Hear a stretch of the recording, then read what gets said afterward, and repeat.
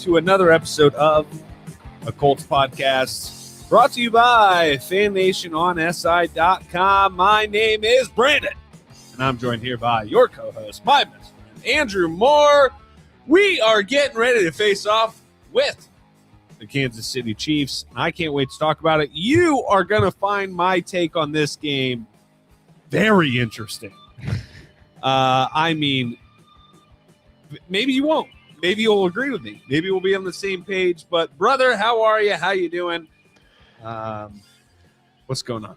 Listen, I'm done talking about the Colts and the Jaguars. I'm so sick of it. Mad. We're on to Kansas City. And it's gonna. I mean, Jim Nantz, Tony Romo, gonna be in Lucas Oil Stadium on Sunday. I will be in Lucas Oil Stadium on Sunday. Probably a little hungover after this man's wedding the day before.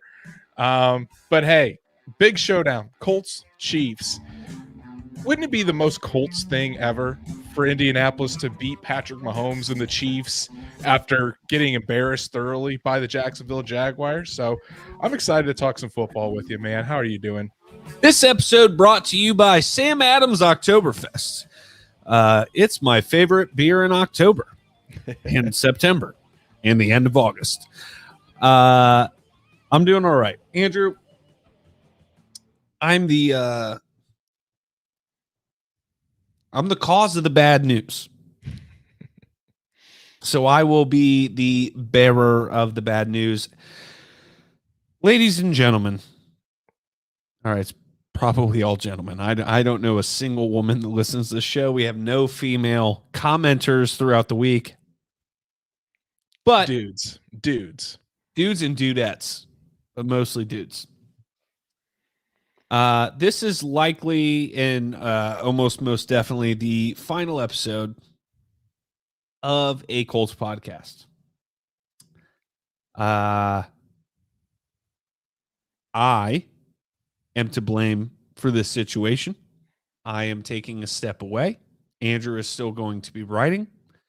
We will likely keep the social media accounts going because we are going to continue to do our picks at least through the season, so we might as well post them on Twitter.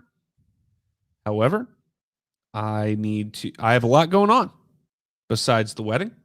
I have job requirements. I am back in school with certain things, and I am worn out.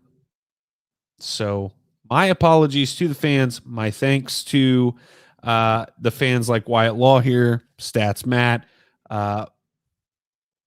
Tim Milligan, who just turned into a hilarious human being to show up in the comments on the show. I put a lot of time and effort in the show, and I do not have the time and effort to continue to make it good and continue to make it grow. So I am, for lack of a better word, quitting. So thank you again. We're going to do this show. We're going to do this episode. Maybe one day we'll be back. Maybe will replace me. That's still unsure. But as of right now, a Colts podcast is coming to an end. We started this show off in the pandemic. I mean, you and I were just hanging out one night. We were like, hey. No. I was so drunk playing video games. And I text you. I said, Andrew, let's start a fucking podcast. Let's start a podcast. And we're 2.5 years in, as our boy Tom Brady with the crying face emoji. You'll be missed, buddy. And to go, you didn't tell me who you are. To go from literally recording in my home office across from each other on a desk, just using iMovie, it was so bad. If you go back and listen to our first episodes, I mean, I did that. Not. Have you? I've listened to every single episode, but I did this week. Okay. I sound like I'm whispering the entire time. Stats Matt's late on the biggest show episode. Yikes. And now you listen, and we've got a full-scale production. We are the official Colts podcast for Horseshoe Huddle and Sports Illustrated on FanNationSI.com. Yeah, I brought us all the way to the top, and I quit. But I mean, it's been one hell of a ride, and I mean, I can't thank you enough, Brandon. You're obviously my best friend. This has been something I've looked forward to every damn week. And for those of you wondering what my next steps are, don't worry. I'm not Oh leaving. no, Molly, our first female. Oh no. Son of a bitch. We get a female listener. Look what you did. Our fiancés don't even listen to this show. No, they do not. They're sick of us just normally. Why would they listen to us on their car rides?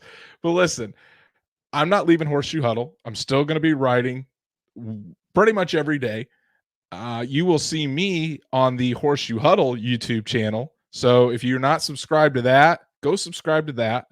I will still be talking Colts, still here to bring you Colts content. But Stats Matt, so confused right now. Guaranteed. He has no idea what we're talking about. No idea. Molly, there's a lot of episodes to listen to. Andrew's still going to be writing for Horseshoe Huddle and still going to be doing Monday shows.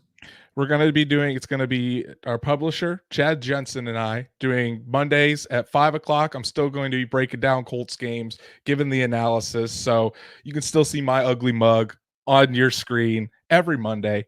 What's a Monday night game? Maybe a Tuesday. We'll see. Stats Matt. Go ahead, sorry. But I mean, I'll just wrap it up and say, because you know me and my rants. Let's go. I mean, it's been a joy to do this with you, brother. And I mean, who knows? Maybe someday down the line, we'll start it back up again. Like you said, we're keeping the social. We're keeping a ColtsPodcast.com. Yeah, we're not giving up the rights to this name. We'll Stats, see. Matt, just so you know, you missed, and you can go back for the sentimental version on the podcast or rewatch on YouTube. I quit. That's it. I quit. We're not doing the show anymore, and that's on me. So let's talk about this week because we're still putting out a fucking fire episode. Explicit. Okay. We're putting out a show. And like I said, we may replace me, which, by the way, replacing me with a certain someone that we've discussed, not Stats Matt, terrible on a microphone. We had him on the show for the draft extravaganza. Mom's here. Thank you, Laura. We love you. You are a lady and one to be honored. Stats Matt's too busy pounding bush lights in our episode. Stats Matt is very confused. Stats Matt, DM us. I want your number. We'll be friends, but I quit. So I'm done talking about this. Okay. So if you have questions, feel free to reach out. Molly B, I'm so sorry. I'm so sorry to let a new subscriber down. That does make me feel bad. And also, Andrew, since I told you my plan, every time I see somebody in a Colts shirt in public and I like almost say, hey, you should check out Colts podcast. That has sucked every time. That has hurt my heart. Stats Matt is pounding Bush. I'm pounding Bud Lights because they say for the shoe, and I'm still for the shoe. So, all right, we're moving on. I'm done. Let's talk about football. Follow the fucking social if you want. I don't care. Colts versus Chiefs. Andrew, as of right now, Colts are plus 215. Chiefs are minus 255. Let's talk about this football game. General thoughts on this matchup after just an absolute ass whooping in Jacksonville. I mean, this was the game that I had circled all year. I mean, this will be. I thought this was the first game I watched as a married man. It will be. I thought this game was going to be the barometer to show are the Colts close or not. And my how that's changed because it seems like they're now an ocean away after tying the Texans and getting embarrassed by the Jaguars. So the Colts, they're starting to reach the tipping point. I mean, I feel like it's kind of foolish to say in a sense that the season's over after 2 games because we've seen a whole other game got added last season. We've seen how seasons can turn around. I mean, hell, the Colts have gone 1-4, made the playoffs, 1-5, been on the cusp of the playoffs. They could turn this ship around, but it needs to start this weekend. We need to see. I don't know about that. We need to see some improvement. They can't just basically roll out of bed and go to a football game. So this is a big game. I mean, home crowd sold out Lucas Oil Stadium. The home opener means a lot to Jim Irsay. I can almost guarantee it hasn't been announced, but I think we all know who's going to be banging that anvil on Sunday, cutting a major promo to get the crowd all fired up. This is a big game, and the Colts need to come out. Who's and banging the anvil? It's probably Pat. You think so? I can almost guarantee it's Pat. I would love that. But the thing is, they need to show that some fight. This can't be a 42-3, 48-10 game. The Colts need to actually show that they deserve to be a football team to be cheered for in the 2022 season. So here's the thing. 0-1-1 is an absolutely hilarious number for a team that holds second place, tied for second place in their division. And the team below them is the other team that was favored back and forth to be the division winner, right? Mm-hmm. We need to beat Tennessee this year, right? They have no wide receivers. Would I be lying if I said Monday night gave me a lot of joy and a lot of relief? No, that's the truth. So, by the way, oh my God, Tennessee just got their dicks kicked in, and that was so fun. We'll talk about that game later. We will, but it affects this conversation right now, right? So, we are okay numbers-wise. The question is, are we okay team-wise? I mean, last Sunday was ugly. So this is one of those games that if you look at our history, for some reason, some way, somehow, we at least put ourselves in this game, if not win it. And I think that sounds ridiculous to say after seeing the way our coverage has been, and we're getting ready to play Patrick Mahomes. I think that's ridiculous to say the way our offense is played. Getting ready to play that Chiefs defense, but for whatever reason, and Drake is with me here, Drake's actually picking the Colts to win. At home, after two losses like that, this seems like a Colts upset game. And I've seen Chiefs fans call this, classic trap game. Classic Chiefs loss. So who knows? We're about to find out. Well, before we dive into the game, I've got a stat for you. Colts Chiefs in the last 10 games, Colts are 7-3. So one more time. Get that. Stat that again. Colts are 7-3 in the last 10 games against the Kansas City Chiefs. And apparently history matters, because you would say going into the Jacksonville game, who cares that we've lost there 7 million years in a row and they're the team that's shut us out the last two times. And then that happened. Mm-hmm. So, yeah. Let's talk about Andrew first. The protection. Oh, you know what? Actually, I lied. I did forget to mention the spread of 5.5, and the over-under is set at 50.5, which is 5 points higher. So Vegas expects us to score. Now, was that on DraftKings? DraftKings. Saw earlier it was 6.5. Line has come down. 6. That's interesting. That was I don't know. That was probably around 4 o'clock. I saw yesterday it was 6.5, so it's came down a point in one day. Okay, so that's interesting. Vegas thinks Pittman's playing. That's good news. Carry on. Could play. Shaquille could play. We'll see. That could be it. And huge thing. So let's talk about the protection. Andrew, watching that game again, which I have, unfortunately, and I know you have, breaking down film. The biggest issue on offense was protection. Now, I do not believe the Kansas City Chiefs have the defensive line that the Jacksonville Jaguars do. However, there were a lot of blitzes coming into play. Is that something that's going to affect the Colts? Can we get quick passes off? Gus Bradley's talking about the quick game of the other team. Can the offense pull a quick game against a team that wants to be blitz happy against apparently an offensive line that is not elite anymore? Frank Reich said it appears to be one guy.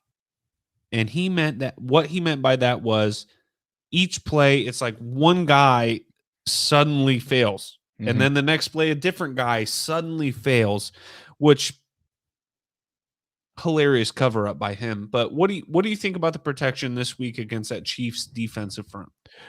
I'll start out with this. I want to shout out Stats Matt because after I did my film breakdown, he asked me how much did my blood pressure spike watching that game. I'll tell you what, it was not good watching it a second time. I saw that tweet about the blood pressure. Protection wasn't good. It was abysmal, really. I mean, you're paying this offensive line 42, the starting offensive line, $42.2 million, the most in the league this year against the cap. And you put in a performance like that, unacceptable. You have your all-world $80 million left guard, your top 5 paid center, your top 5 paid right tackle, and you're going to do that. That's just it's not good enough. Simply put. I mean, the Colts have invested too much in this offensive line for it to be like that. And whether it's the game plan, whether it's coaching with Chris Strausser, whether it's just the players not executing properly, it needs to change. And I mean, you talk about how you don't think the Kansas City Chiefs defensive line is at the same level of Jacksonville. No, it's not. But they're good. They've got one guy on that defensive line that that's probably the second best defensive tackle in all of football, and Chris Jones. And watching that game last Thursday night, when our defensive tackle was the second best in football. Watching that game Thursday night, Chiefs Chargers, Chris Jones did a lot of wrecking of the game. And if I'm the Chiefs, I'm going to put Chris Jones right over top of Danny Pinter and tell him, hey, Chris, go eat, bud. It's gonna be up to this Colts offensive line to show up. That's where this all has to start. What do you think about Danny Pinter so far? Because we're calling out Quentin Nelson, Ryan Kelly, Braden Smith throughout the first couple of weeks. We're calling out Pryor, right? Because that's the obvious spot. What do we think about Danny Pinter so far, specifically? Not been impressive. And the reason I think we call out the big three is because they're being paid so much because money. They're fucking Pro Bowlers, Andrew. They're all Pro Bowlers, all pros. Danny Pinter, though, has been. I mean, we call those guys out, but I think they've still played better than Danny Pinter has. And I would say Matt Pryor at times has played better than Danny Pinter. Danny Pinter, I think, has been the weak link on this offensive line. There were so many times where the Colts could not block a stunt against Jacksonville. And that's on the tape, and it's obvious on the tape. The Kansas City Chiefs are going to throw a lot of that stuff at this Colts offensive line with Steve Spagnuolo, who is a great defensive coordinator, a defensive coordinator that we know likes to bring some pressure. So the Colts are going to have to be ready for that. And if this continues to be something that they can't defend, teams are just going to focus on loading up the box, stopping Jonathan Taylor, and making this team be one-dimensional and make Matt Ryan throw it to someone other than Michael Pittman Jr. Because Michael Pittman, after that performance, teams are going to start doubling Michael Pittman Jr. and saying, hey, beat us with somebody else through the air. And that's the thing. Can the Colts do that? I'm not sure if they can. So it has to start up front. This offensive line needs to play to the ability that they're capable of. They need to show some accountability and really take charge of their play. And this is going to be a big test this week against Chris Jones and others on that Kansas City Chiefs offense or defensive line. Stats Matt makes good point about the firing and hiring of offensive line coaches. And Drake mentions if Pryor allows multiple sacks somehow, they should give Raymond a shot. Well, the thing is, Drake, they've actually been rotating Raymond in some. and Andrew and I believe that if Pryor's allowing multiple sacks a game, all of a sudden Raymond might be the guy. So he has been getting his opportunities on the field so far. Holy shit, so far. We'll have to see. I mean, he's dealing with a little bit of an ankle injury, so we'll have to see if he even plays on Sunday. But Bernard Raymond did play 15 snaps on Sunday, and I mean, yeah, he's a rookie, still learning the position, but so far there really hasn't been too big of a discrepancy as far as Matt Pryor's playing way better than Raymond. No. I almost think that Raymond has been playing slightly better in the small sample size that we've seen. And that's the problem is it's a small sample size. So you could throw them out there for a whole game and it could be flip-flop. Right. You know what I mean? Maybe we need to flip-flop drives, and give the guy a break. But the defense, Andrew, needs more of a rest, and we'll get into that. Mhm. Let's talk about Michael Pittman Jr. We thought, you and I talked Thursday, maybe Friday, and we thought Pittman would be on the field on Sunday. From what I've heard so far, just based on what Frank had to say, this was from Monday, but the Colts were delayed on posting their shit. So he says, we assume he'll play. We thought he was going to play this weekend. We assume he'll play this week. Is Michael Pittman, do you know anything right now about Michael Pittman Jr. playing Sunday?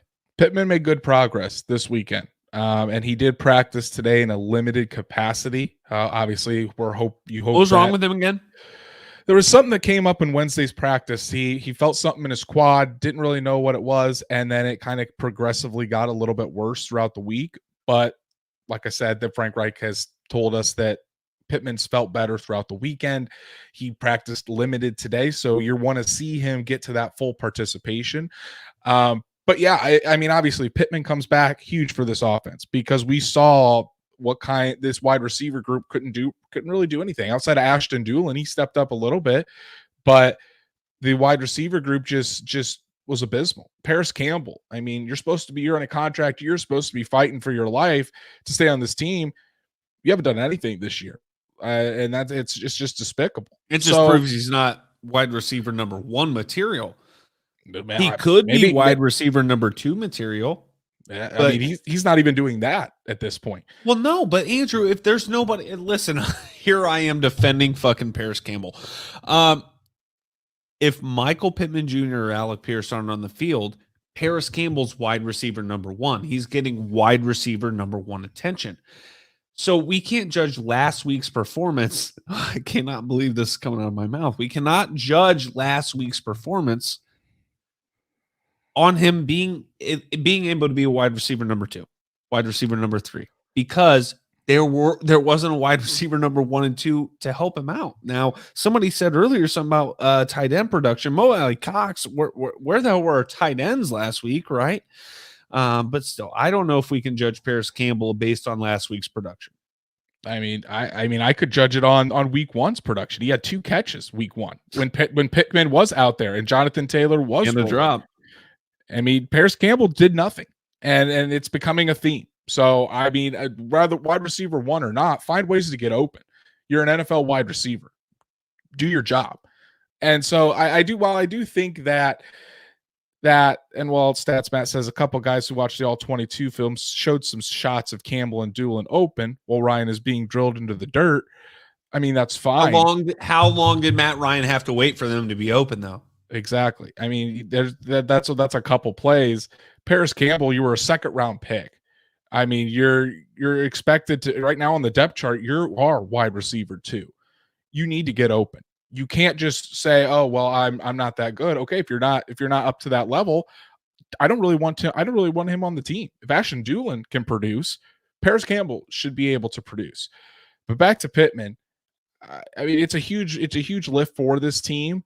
But I do think that teams now, after seeing what happened in Jacksonville, he's going to get a lot more attention. He's probably going to have a safety over the top, or it's going to be bracket coverage to try to take Pittman out of the game and make Matt Ryan go somewhere else. So Alec Pierce practiced in full today. I would assume he's going to clear protocol any day now. So he should be back out there. So, but again, he's going to need to step up. Paris Campbell. I think that while Pittman will be coming back, he's still going to attract the most attention. It's going to be this other guys in the wide receiver unit that will eventually still need to step up.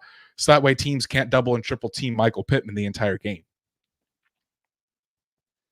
Next subject. Can we get more? Should we get more? Why aren't we getting more from Matt Ryan? I want to start out with what Tim says. Frank is calling plays that require time and protection instead of shorter routes.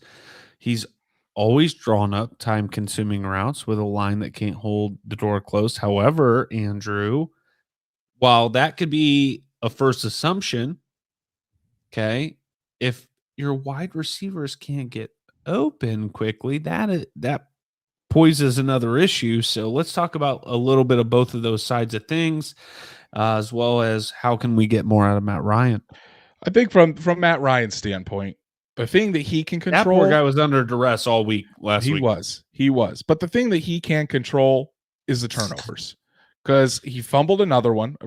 Again, it was a strip sack, but he also had 3 interceptions. One was tipped. One he was getting drilled while it happened. One was, he said, a miscommunication between him and Ashton Doolin. But the ball still hung up in the air for a really, really long time. And I thought it looked like it probably wasn't going to be completed anyways. The turnovers need to stop. The turnovers keep putting the Colts in bad positions. I mean, we talked about Carson Wentz turning the ball over, but he didn't even do it at this high of a rate last year. So the taking care of the ball is a big thing. And now to your second point, yeah, I do think Frank Reich in the what he's calling play wise does need to help him out. Quick passes. I talked in my first film review about how the success that the Colts had with play action. Going back through the film, Colts hardly did any play action on Sunday against the Jaguars. And the Jaguars were doing everything they could to sell out on the run. So do that play action. We only ran the ball, 9 times? Taylor had 9 carries. I think 11 times. Altogether, it was 12, 13, something like that. But do some play action. I mean, it keeps the defense honest. When you have Jonathan Taylor in the backfield, they have to account for him on every single play. And in the first game against the Texans, he had success. And then another area is mesh concepts. I mean, we thought mesh concepts were going to be back this year. Having guys go across the field, Matt Ryan was going to get the ball out quickly to these guys in space. And we haven't really seen that. I saw one play to Kylan Granson. It was like a 3rd and 13 and mesh concept with him and Paris Campbell. And Kylan Granson had a lot of wide open space, picked up 8 yards. Again, it wasn't a first down, but it kind of showed what the mesh concepts can do in this offense when you have someone like Matt Ryan who gets the ball out quickly. So I think those are a few things that the Colts can do this weekend against the Kansas City Chiefs. But when they're going to try to bring pressure on an offensive line that's struggling. So do what the Jacksonville Jaguars did last week. Get the ball out quick, neutralize that pass rush, and then you can start moving on to different things. So Stats Matt says, the comment I read from Frank that irritated me the most was the Hines comment. He practiced as a slot all camp, and now they can't scheme him there because Pittman and Pierce are hurt. How? So I actually listened to the media stuff today because the Colts took forever to post it. I'm also quite irritated about Frank's response to this and in general about the wide receiver room. Okay. He said, well, we expected Pittman and Pierce to play. Okay, but they didn't. I don't want your excuse. You thought they were going to play it, and it was too short term to figure it out. There needs to be caveats in there. Naheem Hines needs to be on the field more. Mm-hmm. Period. I don't care what the game plan was. Naheem Hines needs to be in the game plan. He's a better wide receiver than Paris Campbell. I think that kind of gets back to some of the stubbornness. Like, I mean, why? No, it comes back to Frank Reich's bullshit fucking excuses all the fucking time. Sorry. I mean by the stubbornness of him not wanting to deviate from the game plan, making in-game adjustments, saying, hey, this isn't working. Yes, you said there originally Hines was supposed to get the ball within those first 15 plays. And Stats Matt says, for a guy who says Hines will be a huge part of the offense this season, it sure doesn't show. He's right. Right. I mean, right. Where is he? That's why you need to get him more involved. And maybe instead of, I mean, I know our most successful drives involved him. I know you say you're trying to get him the ball in those first few plays, But I mean, that shouldn't be the only time he's involved. I mean, when you're calling plays in the second, third, fourth quarter, calls plays for Nyheim Hines to try to get this offense started. Certainly wasn't going to hurt anything on Sunday. So maybe I hope we do see more Nyheim Hines.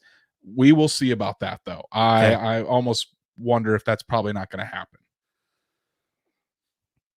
Molly B in the comments. I'm so sorry to let you down. Anyway, we're done. We're done talking about last week. It's impossible. It's impossible not to bring last week up in the shortcomings, especially after listening to Frank's bullshit excuses that actually don't apply. So let's talk about this week some more. And just this week, is containing Patrick Mahomes possible? No, it is not. However, Gus Bradley talked as well to the media this week, who he has experienced dealing with this man, Patrick Mahomes. And I hope to God, he tried to defend his single high and like, oh, we held them to lower points last year, blah, blah, blah.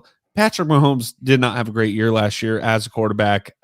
It appears so far this year he is fully focused again. So we are definitely going to have to make adjustments defensively. There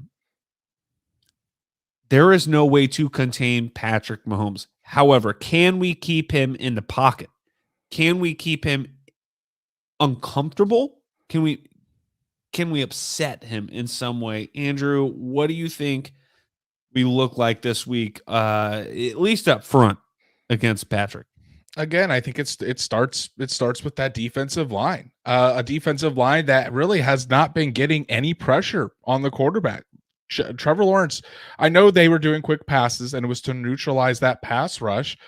But if that happens, then where are the adjustments? We need to see some adjustments from Gus Bradley to get the corners up on press coverage so those quick passes can't be a thing.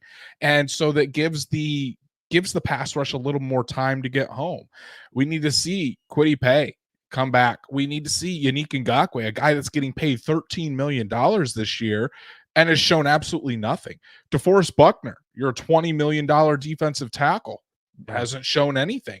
Grover Stewart has been far and away the best player, maybe on the entire defensive side of the ball. I make an argument for that. Grover Stewart's been the only one that's been showing out. So Big Grove's been playing well. A team that and a scheme that relies so much on their front four getting pressure, we have to see it. Because otherwise, this is going to be a consistent thing we're seeing. We're going to see Patrick Mahomes quick get the ball out to a Clyde Edwards-Helaire, a Travis Kelce on quick hooks. I mean, Juju Smith-Schuster over the middle. Those things we're going to see that quick, and they're just going to dink and duck their way down the field and then hit the shot over the top. It's all about this front four getting pressure. And I really, when you think about the last time the Colts played the Chiefs back in 2019, that's one of the main reasons they won, because Justin Houston got pressure on him. Kamoko Toure, Danico Autry. You talk about those guys that were in that game, and they were successful up front on Patrick Mahomes. So that's what the Colts defense is going to have to start first and foremost. And if they don't, it's going to be a very long day. He's really hard to get down. He's hard to get down, but I mean, you have to get a hold of that man. You don't necessarily have to get him down. I mean, you saw the games where he doesn't perform well, it's because he's under pressure, like the Colts against the Chiefs in 2019, like the Super Bowl, where, and again, Buccaneers, completely different team, way more firepower, but still, Patrick Mahomes, when under pressure like that, that's when he can get razzled. You can force him into mistakes because he tries to be a playmaker, and he's going to make some plays. You will see that on Sunday. No doubt about that. But Drake Wally says that defensive front should be able to compete with any offensive line. But when you get him off his spot and he's running around trying to make a play, the odds of him making a mistake, they go up. So he's not unbeatable. The Colts could beat him. They just need to execute and have a very good game on the front. Let's talk about coverage before we dig into will we see Darius Shaquille, you get it. Coverage, Andrew. Gus talked about, and again, keep in mind, I just listened to the conversations with the media this week about the quick game. He was talking about the quick game. I asked this question last week. I thought this defense was supposed to be more of a press team. If we can't stop quick passes, and we're about to play a team that can dish out the quick passes, and then kick your ass right on down the field. Well, if we can't stop those quick passes that get the rhythm going, what can we do as a defense? Because Stephon Gilmore playing 15 yards off of a wide receiver is not going to stop quick passes. Right. And I think that's a big thing that we need to see. We need to see adjustments by this defensive staff. Otherwise, Andy Reid and the Chiefs are going to run up and down the field on this defense. Okay. All right. Any news on Leonard so far? Somebody was grilling Frank Monday about Darius's involvement in this situation. Do you expect to see Darius on Sunday? I think Shaq makes his return. I really Wedding do. gift? There you go. He did practice again in full today, and the Colts were in full pads.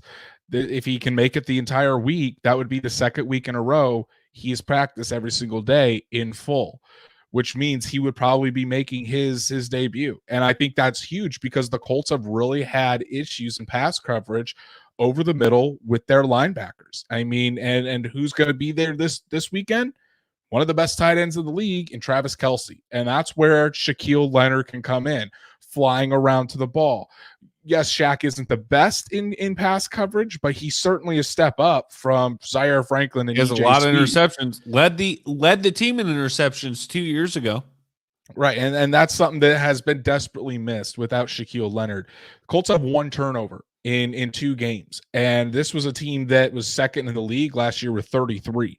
The turnovers have not been there. And that was something that this defense thrived upon, and it gave the offense so many extra chances. So with Shaq being back, that changes this defense. I think it gives this defense more energy. You can let the linebackers do more. You have your captain in there, and it allows this team to get an emotional fire lit back underneath them. Because, I mean, how many times have I said this? Shaquille Leonard is the heart and soul of this team. The team just plays differently. They have an edge to them when Shaq is out there. Grove definitely isn't. I mean, there's just he's the guy that leads with that fire. He really is. And so I think when he's back out there, if you're going to see it, does improve communication. You're going to see it. So they could not ask for. They need him back as soon as possible. And just a hunch. And from things I'm hearing, I think he plays on Sunday. I really do. But he's also playing middle linebacker now, correct? He's playing the mic, but a different situation as well. So who knows? Who knows? Who knows? Well, I know. I'm going to tell you. In this scheme, the Mike has the same responsibilities as the Will did in Matt Eberflus's scheme. So you're not going to see much of a difference from Leonard. Andrew, let's skip over next topic. Let's go right to X Factor. Is that good with you? Yeah, let's do it. X Factor of the game, Andrew, for me, and this is another one you never select. This is one you're not allowed to select, I think, for your articles anyway. I'm going with the coaching staff. I'm going with Frank Reich. You just can't lose the way you did the first 2 weeks. You just can't do it, and players have plenty of blame. But I think the way they looked, and Frank got a little offended by somebody saying you looked unmotivated. You know, he got pissed. Frank doesn't get pissed very often. Frank was pissed, and you don't watch and listen. You read. I watched and I listened. Frank was pissed when somebody said you looked unmotivated out there. Well, if you were at practice, we don't give a shit about practice and how motivated people are in practice. We care about how motivated these players look on game day, and they look unmotivated as fuck. So Frank Reich and this coaching staff are my X factor of the week. It's a good pick because they're on the hot seat. I mean, the temperature is rising and rising fast. And if this team keeps going in this direction, this might be the last year for Frank Reich.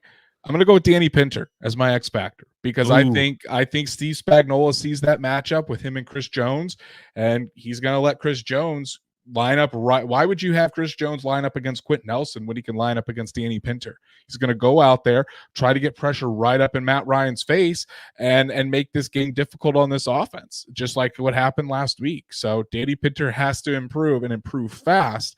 Otherwise, I think the Chiefs defensive line could wreck the game. I don't want to dig into what Tim just said. I'm not digging into that. That's too much. Now again, prediction. I don't have a banner for prediction. Prediction, Andrew. This is one of those games where the Colts win by 1 million. Well, the Colts win by 1 million. Colts by 1 million. But no, really, this is one of those games where they just surprise you and they win for whatever reason. And we'll think about it Monday, going like, of course we did. Of course we did. But I just imagine we lose by 14 or more. I need to see it. At this point, I've given them the benefit of the doubt 2 weeks in a row. I need to see it. And I hope I'm proven wrong. Hope I'm 0-3 on my Colts picks by the time Sunday's over, but I'm going Chiefs. You said the Tim Milliken says 38-10. I'm thinking 42-10. Over under is 50.5. So I think I'm gonna go. Let's see here. I'm probably gonna go Chiefs. I'll go Chiefs 30. Let me see here. Chiefs 34. I think the Chiefs scored a lot of points. I think we scored not very many. Chiefs 34. Colts 20. I think it's going to be a rough day, and I hope they prove me wrong. Boy, oh boy. It's great weekend to get married. All right, Andrew. Other Colts news. Stock injuries. What's on the report right now, Andrew? So a lot bigger than it was last week for sure. But a lot of guys are on here, but they still practiced in full. And those guys are Grover Stewart, Alec Pierce, which is good, coming back from the concussion protocol, Shaq Leonard that we already talked about, Zaire Franklin and Julian Blackman. All those guys were listed on the injury report, but all of them played in full or practiced in full. The guys that were limited participants were Michael Pittman with the quad, Yannick Ngakoue with a back injury, and DeForest Buckner with the hip. That was the same thing last week for Buckner. The only player that did not practice on Wednesday was Bernard Raymond, the backup left tackle, who has been seeing some snaps and rotating in for Matt Pryor. So hopefully, and he had like a brace on that ankle, so hopefully it's nothing too serious, but his status definitely is up in the air for Sunday. All right. The Colts signed tight end Nakia Griffin-Stewart and guard Arlington Hambright to the practice squad, and the Colts released kicker Lucas Haversick. You get it. And tight end Jared Scott from the practice squad. Andrew did not include the pronunciation for Haversick. Haversick. You get it. Listen. How drunk was I the first episode of the show? You weren't drunk. Probably second or third episode, I was probably pretty drunk. Are you pretty drunk this time? I've had 3 beers during the show so far. So start calling you Stats Matt. Call me Stats Matt, but I had men beers, not Busch Light. All right, let's talk about the week 2 games we missed, Andrew. And then we'll go into week 3 picks. Packers, honestly, shockingly, beat the Bears 27-10. I was worried about that game, but Aaron Rodgers is Aaron Rodgers. Stats Matt saying, Jesus, the slander is out of hand. Listen, I have to shit talk Stats Matt as much as I can before the end of the episode. Oh man. So I honestly did not. I thought this is exactly how the game was going to go. I mean, we saw the Bears beat the 49ers. It was more of an anomaly. Packers, Aaron Rodgers owns the Bears. I figured they would get back on track against the Bears, and Packers look good. Tim Milken says, did Pierce get his first NFL catch in game one? He did not. He did not. Still doesn't have a catch. Okay. Back to week 2 games. The Bills just beat the brakes off the Titans. I mean, it was just so bad. Nobody circles the wagons like the Buffalo Bills. So Paige went to sleep, and I literally burst out laughing and woke her up and pissed her off. It was so funny how bad it was that it just made me feel so much better about Sunday. They were dominant, and Josh Allen looks like the league MVP. Stephon Diggs 3 touchdowns. Titans, 4, I thought. Wasn't it 4? 3. Okay. Titans look bad. I mean, you tailed my bets. You got a little nice parlay action in there. I changed it a little bit and I won. You did. But hey, I mean, we love as Colts. For the Colts, I should say, they certainly loved it. And wouldn't that be something if the Colts and the Titans both play each other week 4 winless? Nobody would have predicted that one. No, nobody would have. And then the Eagles win 24-7 against the Vikings. Is that the game I picked wrong? You picked the Vikings. I picked the Eagles. You forgot that Kirk Cousins absolutely sucks in prime time. Jalen Hurts. Jalen Hurts went off. Eagles played look very well. Nick Sirianni, coach. Derrick Henry looked like dog shit. That was fun. That was fun. I did enjoy that. Stats Matt, thank you for that reminder. Pick'em standings, Andrew. You're up by 2 games. This week you only beat me by 1. 10 out of 16 compared to my 9 out of 16. You're at 58%. I'm at 52%. I'm above 50% now. I'm at the 94 percentile in ESPN though. So by the way, brag. Hilarious. By the way, remember when I was in the 99th percentile the whole year 2 years ago? Yeah, same. Let's talk week 3, Andrew. Let's start with the Steelers versus the Browns at Cleveland. I'm pulling up to pick them right now as we speak. So you go ahead and you pick first. By the way, I'm 2-0 in our fantasy league. I'm just 1-1. Shit. You're 1-1. I'm 3-1 between both fantasy leagues. There you go. I'm going with the Steelers. I think the Steelers bounce back. The Browns lost to the Jets. No, they didn't. I thought they lost to the Jets last week. Did they lose by 1? Oh shit! Yeah, they're 1-1. You're right. They did. So I'm picking the Browns. I'm picking the Steelers. Oh, there we go. Start off right. Go Browns. Tomorrow night. You want to watch that game with me? No, because you got to work Friday. I do have to work Friday. Yeah. No, Andrew doesn't take time off for things like I do. Houston Texans going to Chicago. Andrew, I'm going with Chicago.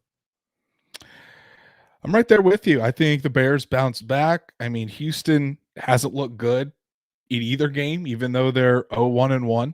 And I think Justin Fields bounces back. He looked good on the ground, only had 11 pass attempts. That was a little disconcerting, but I think somehow the Bears don't say Houston. Stats Matt, shut the fuck up. Raiders, Tennessee. This one's tough. Everyone's on the Raiders. But this just seems like a game that the Titans win because the Raiders don't have a very good offensive line. Their defensive line, it seems like they rely too much on Max Crosby. I'm going to go Titans. I think they bounce back. I'm taking the Raiders and Andrew. Kansas City and the Colts. I know we both said Kansas City, but can you put it on paper? Can you push that button? I did push that button, and it's on the Kansas City Chiefs. Just right, like 97% of the public is on the Chiefs. Well, I'm with the 3%. I'm going to push the button on the Colts. I'm going to push the button on the Colts. Always do that. We both picked the Bills, I assume. Oh yeah, Against the Bills. Dolphins. Bills. That's going to be a good game. They're And I don't. very good at football. I mean, the Bills 2 blowouts in their first 2 games. This one's going to be a much tougher matchup for the Bills. Division game on the road, but I still think the Bills and Josh Allen sneak out the victory. Pick the who do you pick against for the Lions and Vikings? Listen, the game's not in prime time, so I'm expecting Kirk Cousins to have a pretty damn good game. So I'm going to have Kirk Cousins and the Vikings. Justin Jefferson gets back on track. I think they beat the Lions, and I think it's a high-scoring game, like both teams in the 30s. Okay, and then I'm with you, Vikings. By the way, I'm picking the Ravens over the Patriots. I'm on that same train. I think Baltimore is a little embarrassed about how last week ended. And the Patriots are coming off of a little bit of a high of beating the Steelers. So I think the Ravens take control. All right. So there's no way the Bengals lose to the Jets, right? No way. Joey B has a big game. He told everyone to relax.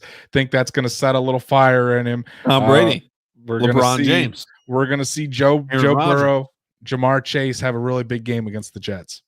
Yeah, I'm with you. Bengals. There's no way they lose to the Jets. They are 0-2 compared to the Jets 1-1 though. Just saying. 14% of idiots picked the Jets. So, Eagles versus the Washington Commanders. I'm going with the Eagles, Andrew, not only just because they love to beat the shit out of Carson Wentz, but because it's the Washington Commanders. I think this might be this is the first time that Carson Wentz is playing against the Eagles. So I'm going with the Eagles. They keep it rolling. And I think there's just extra motivation for that team this week to smash the Commanders into the ground. Saints at Panthers, Andrew. Going Saints. Famous Jameis gets some redemption after a bad week last week. And so far, I mean, the Panthers I thought would be a little bit better than they are. So far, they have not looked good at all. So I'm going Saints.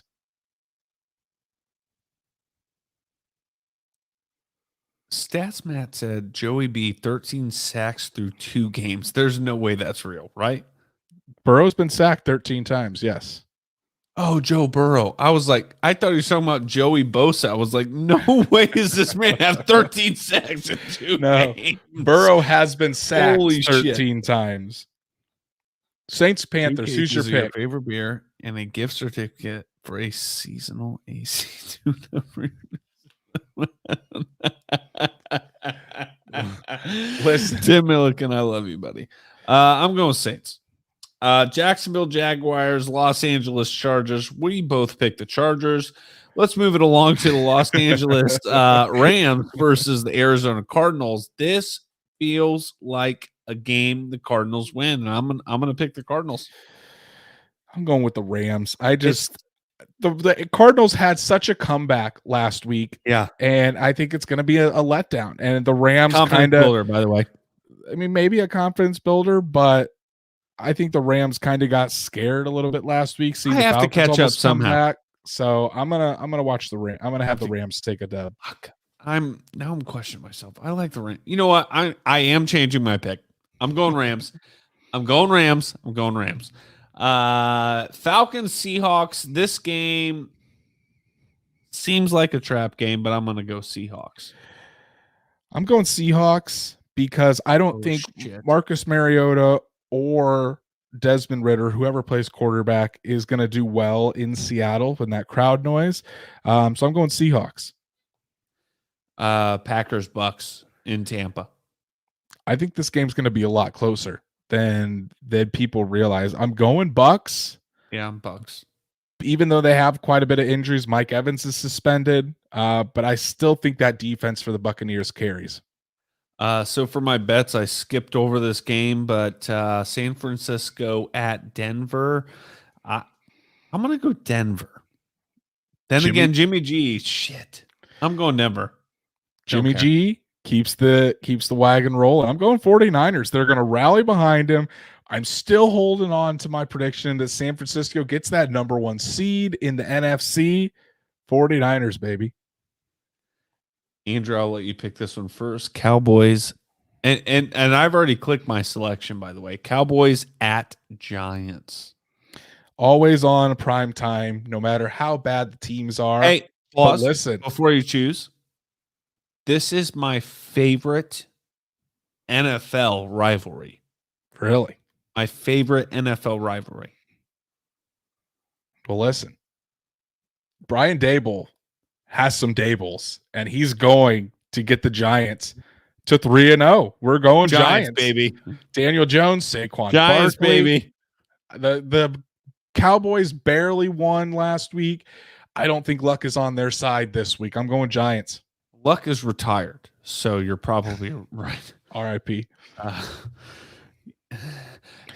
How many total points will be scored in Cowboys Giants? 37. I picked 42. Okay. What's the over under on that game, I wonder?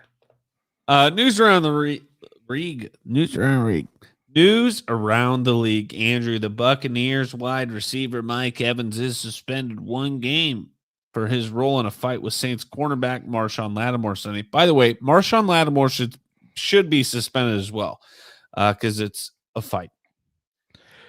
I think what played a role is in this it. Stats Matt or a Colts podcast? By the way, it's half Stats Matt podcast. Second, Mike Evans said, "It's fucking Tom Brady. What do you expect me to do?" I think what played a role in it was Mike Evans have it being suspended previously for a fight with Marshawn Lattimore, and since he's the one that started it, he's the one that got the suspension. But those two definitely have a history with one another. Buccaneers signed wide receiver Cole Beasley to the practice squad. Don't like Cole Beasley, but respect this move by the Bucs. Buccaneers like to upgrade their wide receiver group. Maybe Chris Ballard should do the same. Yeah. Listen, I'm gonna let Mike Evans stand up for his quarterback, no matter who it is. You know what I mean? Like, I don't give a shit. Do we have bad beats? Bad beats with Brandon? Last one? Let's do it. Last one. Last bad beats with Brandon? All right, I'll do it. I have to pull my draft keys. Be real. Was not prepared for this. All right, last bad beats with Brandon. We got a big fat fucking parlay. What's new?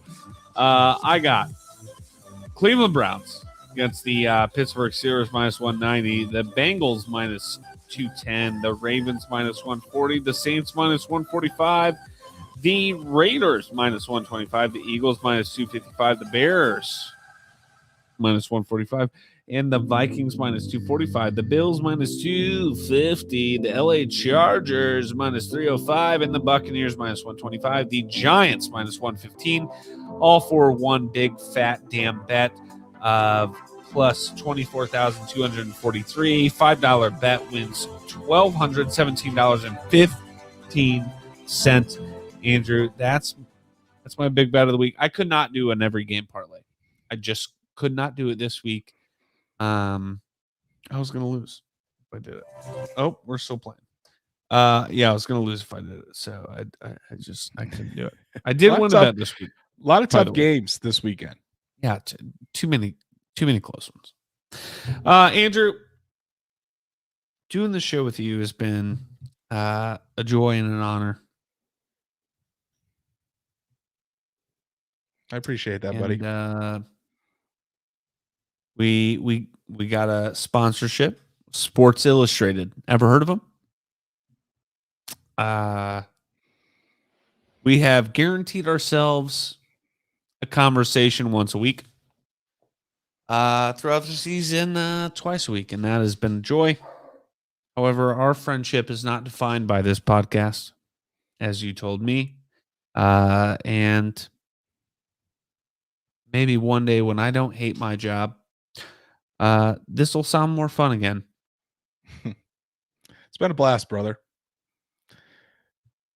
10 comments. Let's see. Let's stick around for a minute. Stats Matt, Tim Milliken getting on their feels. Guys, listen. Detecting a theme tonight. This Pounding isn't- Bush, banging the anvil, number 1 seed. Shouldn't type out loud. What? Anthony Hurt says, thank you. Thank you, Anthony Hurt. What else do we got? My favorite Colts anything is breaking up with me. Okay, Tim Milligan, thank you. Cry, why don't we?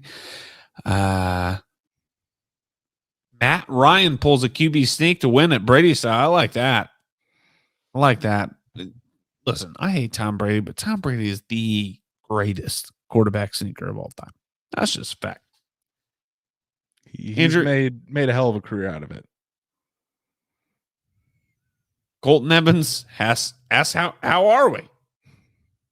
Like Manning and Harrison. Hey, by the way, Hey, who got you that? you did. I hung up some did. stuff today. Just in time for the podcast to end.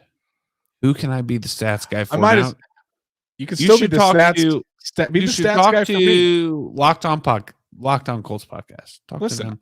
I'm not going anywhere. I'm still going to be on Horseshoe Huddle YouTube.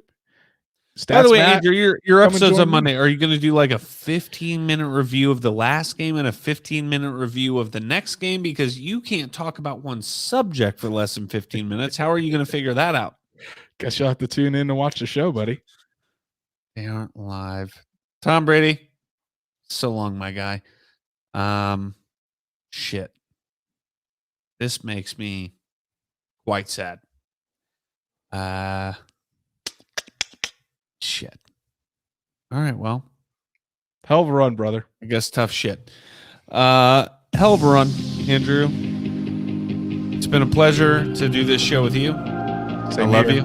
Love you, man. Go Colts. Go Colts.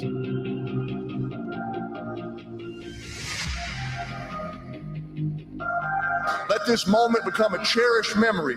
And then remember, a legacy is only worthwhile when there is a future to fuel. God bless you and God bless football.